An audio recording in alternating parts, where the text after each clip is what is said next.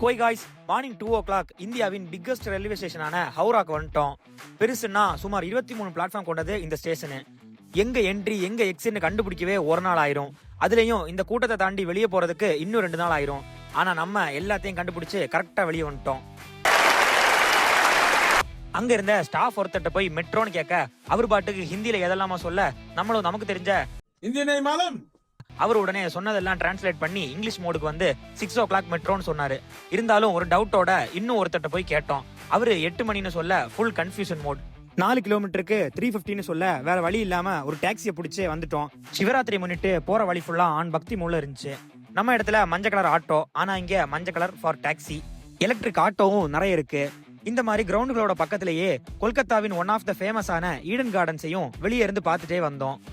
அப்படி நாளைக்கு மற்றும் சில பேரை இன்ட்ரோ பண்ணி வைக்கிறோம். ஸோ மறக்காம ஒரு ஃபாலோவையும் சப்ஸ்கிரைபையும் தட்டி விட்டு ஹாப்பியா இருங்க காய்ஸ்.